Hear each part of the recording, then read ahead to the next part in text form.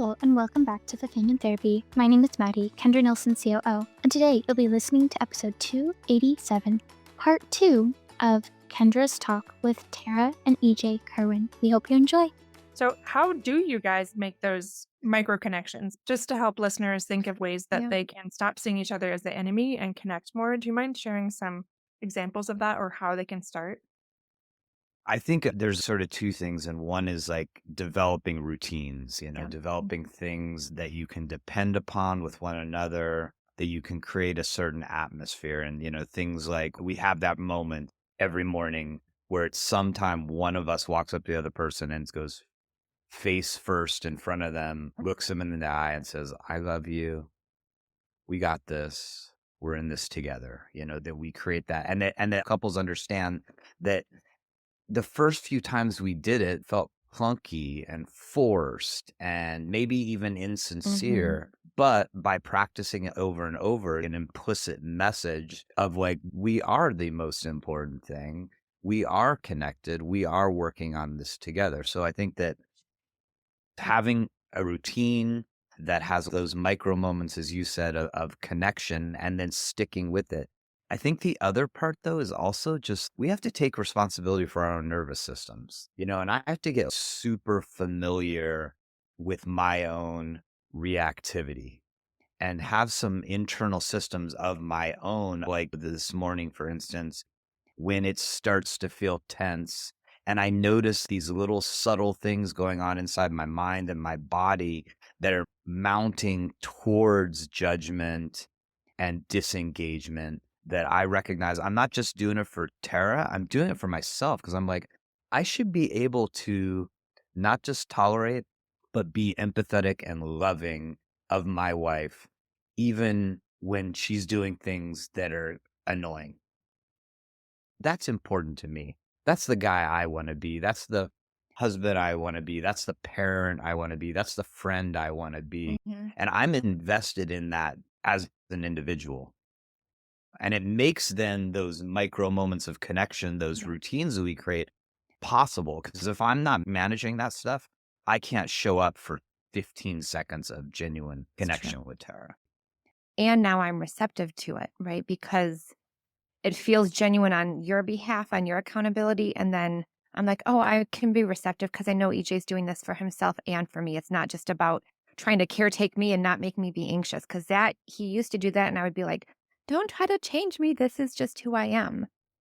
And how we even got there, because again, one of the first things we do in our model, it's called the emotional check-in for couples, because couples will come in and we always do a feelings, success, and challenge when they first start.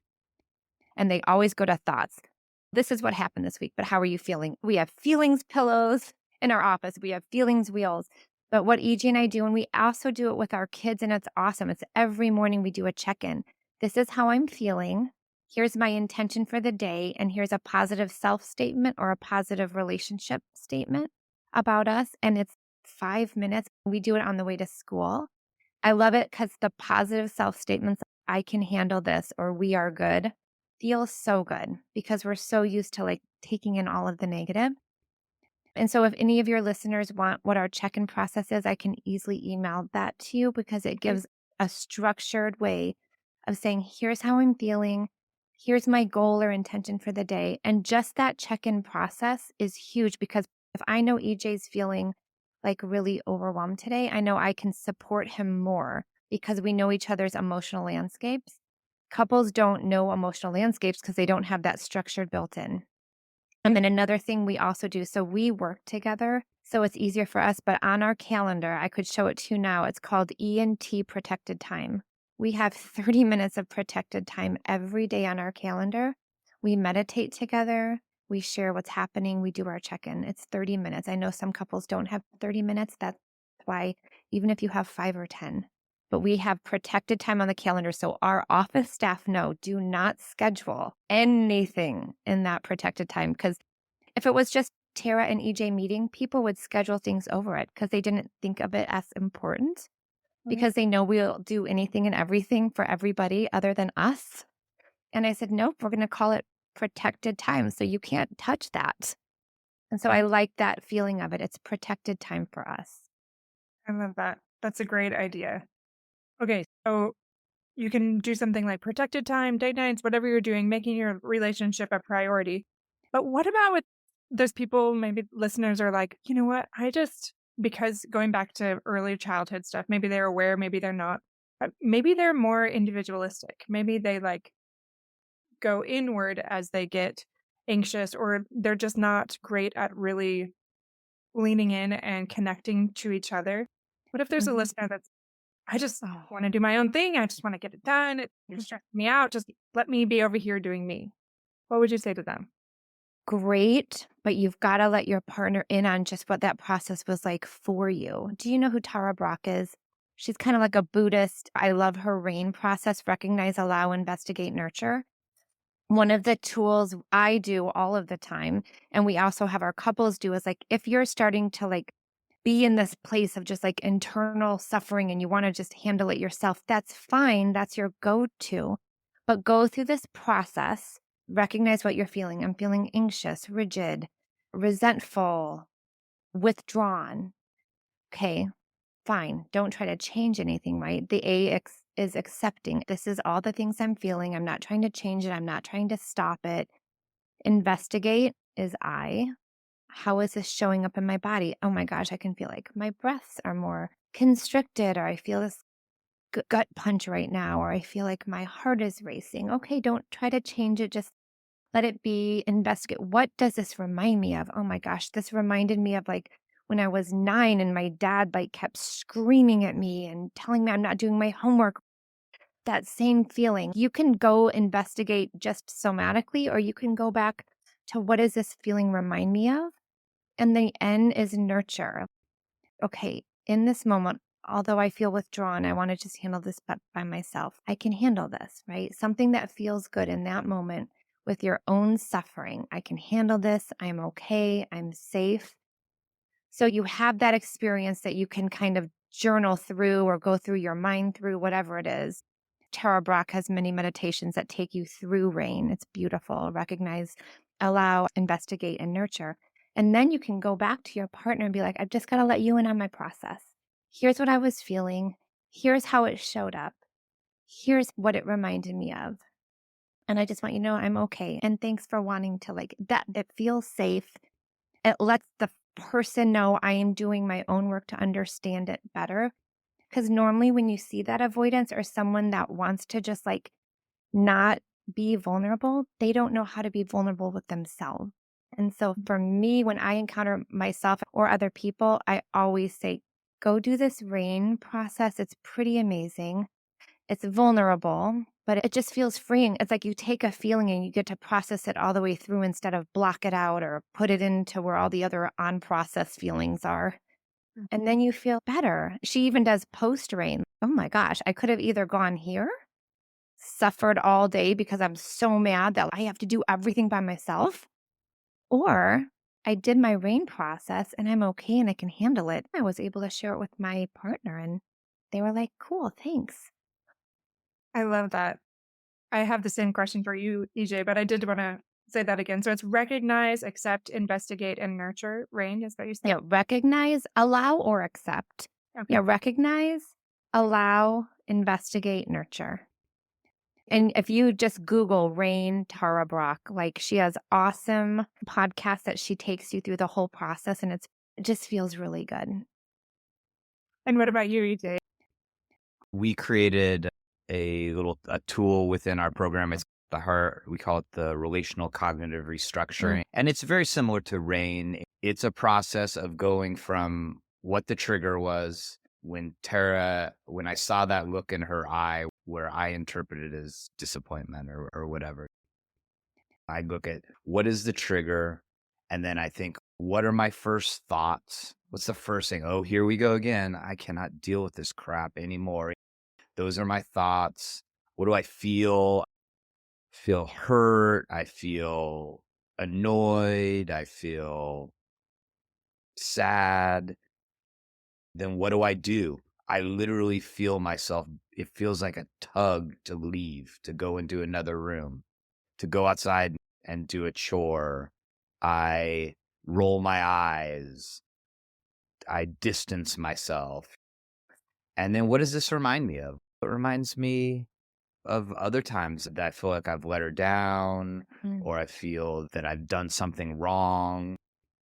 Well, it reminds me of, in college when I faced that thing where I got judged for something I didn't do and it had a huge impact on my life. And I tried to trace it back. When's the first time I've really felt this way? And then I go to what's that negative core belief being activated? And for me, it's like, I can't get it right. I can't, I'm not enough. I'll never get it right. No matter what I do, I'll screw it up. And then it's like, what do I want to believe? I want to believe that I get a lot of things right. I want to believe that I'm a good person and that I'm lovable. What I do is of value to this family, in this life, in this world. And so it traces me all the way through. And what it really does is it distances me from the trigger. And I realize like all that is a look on her face and that's hers. And if she can work on that or she can be more patient with me or whatever, I hope so. But I don't control that. What I Mhm. control was having a really good understanding of why I want to get the hell out of the house the minute it gets this way. Yeah. And then I can, in the right time when she's ready, I can say like, hey, can I share something with you? It's the exact same thing Tara said. I can take that to her. And instead of being like what most people do and what we did for years of like just showing up to the conversation with like, you are mean in the mornings. You're mean and judgmental, and that sucks. And I don't do that anymore. I say like, look, I got hurt. And it reminded me of like all the other times that I've felt this way, and it just sucks. And it's not your responsibility to caretake this, but I just want to let you know, like, I'm just opening my heart to you and sharing that moments are really hard for me, and I'm trying to figure out how to be more healthfully in control in those moments. Can I just share the most beautiful part of us in that we call it the shift because it really truly does happen. So when our couples, because it's like a lot of individual work for the sake of the couples in our sessions, when they start to recognize those negative core beliefs, like I'm not enough, I'm insignificant, I'm not safe, I'm unimportant. I didn't realize how much unresolved childhood trauma EJ would trigger. It's like, I've been able to like manage this my whole life without you. And now here you come with all these triggers and my trauma. So once couples recognize their negative core beliefs and they work through them individually, but they also support each other. We work on the positive beliefs like I am safe, I am significant, I am important. And once they're going through that and we have the partner look at the other partner and reinforce that positive core belief, you are important, you are significant. Like you will see breakdowns and tears and melting in session because really at the core of it, it's about being accepted and loved unconditionally. When your partner starts to make you feel like so many other people in your life have felt, you feel so disappointed. But when you can see, because this is a very unique relationship, it's unlike any other relationship we have in our lifetime. It's intimate and it's the deepest. When that person can see all of you and accept all of it and have compassion and then say, you are important, you are significant, it's life changing. And that's where we get the couples to, hopefully, most of them, not all of them, and that's okay. But we're in that place. And so it's like, I can just be me.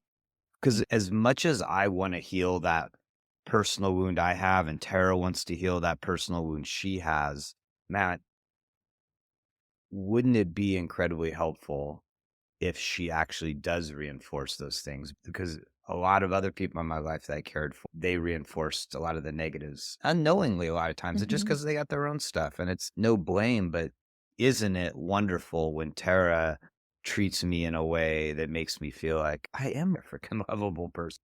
I do have a good heart. My work and my intentions are positive and they make this world a better place. When she does help me out a little bit with it, it makes it even easier for me. If she can truly feel safe with me, even in a difficult moment, I don't succeed at creating that environment. I'll be the first to say I still at times do things, react ways that make her feel unsafe. But anytime I can make her feel safe, isn't that a good thing for her to feel like there's a part of this world that is safe? Because there were long periods in her life where it wasn't. I love that. And I'm just thinking what a client would say in response to all of this, like I always do, or maybe not a client, a listener. So Yeah. you walking through this is, oh, yeah, that totally seems feasible. And then you're trying to do this with clients or listeners are giving their feedback and you're just like, okay, it sounds so easy and simplistic. You could like go through these things, but without a therapist there, like what is something that couples can do when maybe they don't have a therapist, but we know they should get one, but they can start doing to not come at each other, Yeah. but be there for each other in these ways that you're talking about.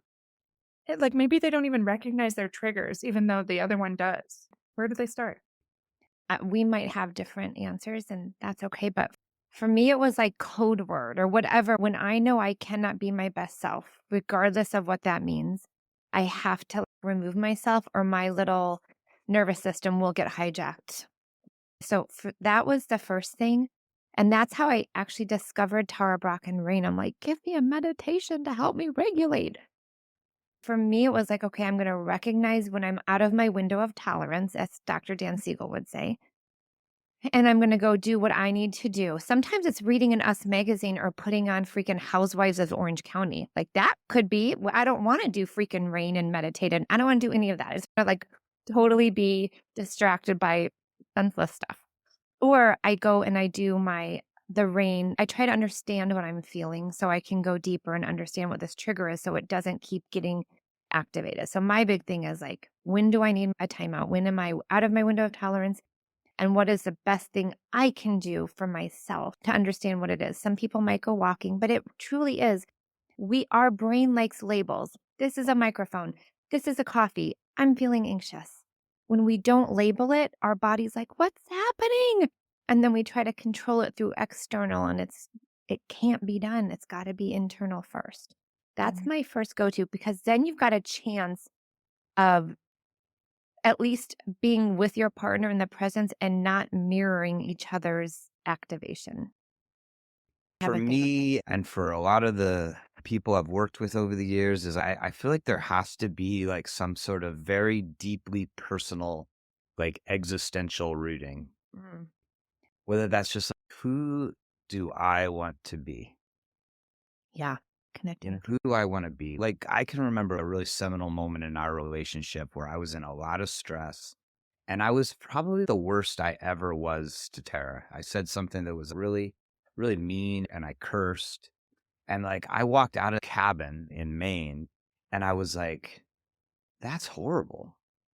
Like, no matter how much stress I was under, no matter how she was acting, that is not at all the person that I want to be.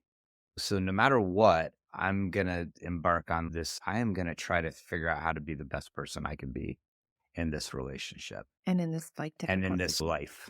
To me, that's like a deep root. And then the tools and prayer, meditation and therapy and all of that can start getting layered in. But it seems like there has to be this deep root where you look at a person. I work with a lot of men outside of the relationship. They'll come in and see me just individually, where I'm just like, who do you want to be, man? Hear that this and this is happening in your relationship, and I hear about all the stresses you have. Who do you want to be, man? You don't have any control over.